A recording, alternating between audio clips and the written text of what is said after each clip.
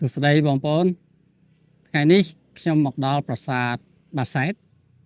ថិតនៅខេត្តបាត់ដំបងវត្តមានប្រាង្គប្រាសាទជាច្រើននៅខេត្តបាត់ដំបងនិងប្រាសាទសំខាន់ៗនៅជុំវិញក្រុងបាត់ដំបងនេះបញ្ជាក់អំពីវត្តមានទីក្រុងបុរាណនៅលើទឹកដីនេះនៅចន្លោះសតវត្សទី8រហូតដល់សតវត្សទី11ដែលម្ដុំនេះមានការរីកចម្រើនច្រើនតាយោងតាមការស្រាវជ្រាវរបស់បណ្ឌិតអ្នកជំនាញសាលាចរិតនានាទីក្រុងបាត់ដំបងបច្ចុប្បន្ននេះធ្លាប់មានឈ្មោះថាជាទីក្រុងភីមបរៈហើយទីក្រុងភីមបរៈនេះត្រូវបានកសាងតម្កល់លិង្គស្រីជ័យក្សត្រដែលជាលិង្គតំណាងធម្មពលព្រះឥសូរក្នុងរាជព្រះបាទសូរ្យវរ្ម័នទី1សូមបន្ថែមបន្តិចថាព្រះបាទសូរ្យវរ្ម័នទី1ក្នុងរាជរបស់ព្រះអង្គតែងកសាងប្រាសាទតម្កល់ធម្មពលអំណាចដែលឈ្មោះថាលិង្គនោះមានដូចជាទីនេះទីក្រុងភីមបរៈដែលសប្តាហ៍ថ្ងៃជាបាត់ដំបងនេះសម្រាប់លិង្គស្រីជ័យក្សត្រឯជើងឯនោះប្រាសាទព្រះហៀសម្រាប់លិង្គស្រីសក្ការៈស្វរៈផ្សេងទៀតដូចជានៅប្រាសាទភ្នំជីសូរនៅខេត្តតាកែវនោះឈ្មោះសូរ្យាត្រីចឹងនេះជាមុំនៃទិសតែព្រះបាទសូរ្យវរ្ម័នទី1បានកសាងប្រាសាទដើម្បីតម្កល់លិង្គនោះបានដើម្បីឲ្យបានយល់នឹងឃើញផុសតាងថាប្រាសាទបាសែតនេះមានឈ្មោះថាស្រីជ័យក្សត្រខ្ញុំចង់នាំបងប្អូនទៅមើលផ្ទាល់នៅសាលាចរិតហើយនឹងទស្សនាក្បាច់ចម្លាក់នានាដែលមានសេសសល់នៅតាមប្រាសាទតើយើងបាទមើលតាមសំណង់ស្ថាបត្យកម្មប្រាសាទនេះបែរមុខទៅទិសខាងកើតតែមានសាលប្រវែងពីកើតមកលិចហើយមានកំពូលមួយនេះសម្រាប់តម្កល់អទិទេពចម្បងហើយជាពិសេសប្រាសាទទីនេះក៏ដូចជាប្រាសាទទីនេះតែមានហោជាងតែមានផ្ដែហើយតែមានឆ្លាក់រូបក្បាលនាគ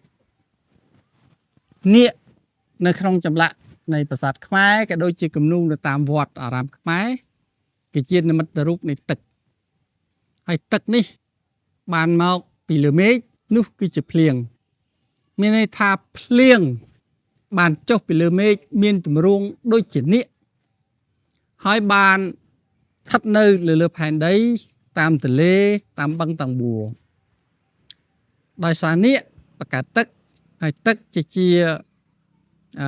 ធាតុមិនអាចខ្វះបានក្នុងការផ្សំឲ្យកើតជាឱសថទើបរូបនាគឬរូបពស់បានคล้ายជានិមិត្តយាឱសថដ្ឋានឬក៏ថ្នាំហើយខ្មែរយើងបានឆ្លាក់នាគតាំងពីយូរលង់ណាស់មកហើយដែលជាតំណាងទឹករហូតដល់មានរឿងព្រេងថានគរគុកឃ្លោកគ្រប់គ្រងដោយនាគីនាងនាគនិងប្រថោងនោះ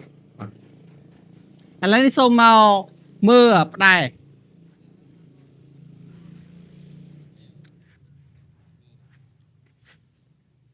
បាទរចនាសម្ព័ន្ធនៃប្រាង្គប្រាសាទខ្មែរតែងមានផ្នែកខាងលើឈ្មោះថាហោជាងផ្នែកខាងក្រោមហោជាងឈ្មោះថាផ្ដែត្រូវបានទ្រដោយសសរពេជ្រហើយហោជាងភាគច្រើនសោដោយសសរផ្អោប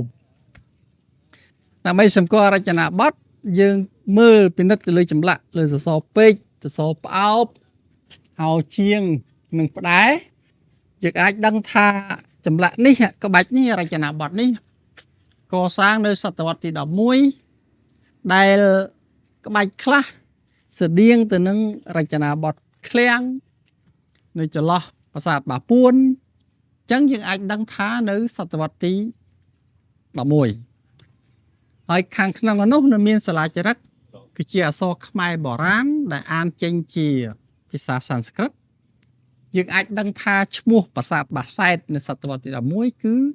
ជ័យក្សត្រស្រីជ័យក្សត្រ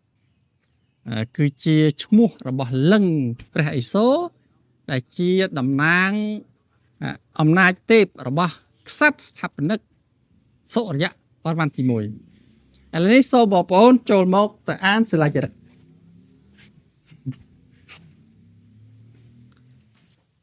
នេះគឺជាថ្មតម្រដែលមានរាង4ជ្រុងស្មើសម្រាប់ទ្របដិមានោះអាចជាបដិមាទេពឬក៏ជាបដិមាលិង្គយើងមិនអាចដឹងច្បាស់តើថ្មនេះដាក់ពេលក្រោយនៅពេលណាតែបើយោងទៅលើឈ្មោះដើមនៃប្រាង្គប្រាសាទស្រីជ័យក្សត្រអញ្ចឹងប្រាង្គដ៏សំខាន់នេះដែលមានថ្ម4ជ្រុងនេះអាចជាតម្រដើម្បីតម្កល់ឡើងស្រីជ័យក្សត្រហើយឈ្មោះស្រីជ័យក្សត្រនោះមានឃើញសរសេរនៅក្នុងសិលាចារឹកនៅក្នុងខ្លោងទ្វារនេះបាទនេះគឺជាសិលាចារឹកនៅក្នុងប្រាសាទបាសែតដែលព័ត៌មាននៅលើសិលាចារឹកនេះមានហូរហែហើយកន្លែងខ្លះក៏រលុបបាត់ខ្ញុំមិនចេះអានទាំងអស់ទេប៉ុន្តែខ្ញុំបានសម្គាល់ដឹងតាមរយៈឈ្មោះវិជ្ជានេះកម្រងតែងអញចគុតស្រីជ័យក្សត្រចឹងនេះជាជ័យក្សត្រជាឈ្មោះរបស់លិង្គព្រះឥសូរដែលតម្កល់នៅក្នុងប្រាង្គប្រាសាទដែលសពថ្ងៃឈ្មោះថាប្រាសាទបាសែតនេះបាទនេះហើយជាផុសតាងដែលអាចឲ្យយើងដឹងអំពីមូលហេតុនៃការកសាងប្រាសាទជំនឿសាសនាពេលដែលកសាងប្រាសាទនិងព្រះនាមព្រះមហាក្សត្រស្ថាបនិកនៃកសាងប្រាសាទអញ្ចឹងតាមរយៈសិលាចារឹកទីនេះសិលាចារឹកផ្សេងដែលបង្ហាញព័ត៌មានយោងគ្នាយើងអាចដឹងថាប្រាសាទបាសែតគឺជាប្រាង្គប្រាសាទនៅកណ្ដាលទីក្រុងភីមបុរៈកាលពីសតវត្សទី10ទី11ក្រោមរាជព្រះបាទសូរ្យវរ្ម័នទី1ហើយអញ្ចឹងគ្រប់ទីក្រុងតែងតែមាននិមិត្តរូបដែលបញ្ជាក់ពីអំណាចក្សត្រហើយកាលនោះគ្មានអ្វីក្រៅពីលិង្គព្រះឥសូរដែលឈ្មោះថាស្រីជ័យក្សត្រនោះហើយអញ្ចឹងបាត់ដំបងគឺជាទីក្រុងភីមបុរៈឯប្រាសាទបាសែតគឺជាប្រាង្គប្រាសាទស្រីជ័យក្សត្រ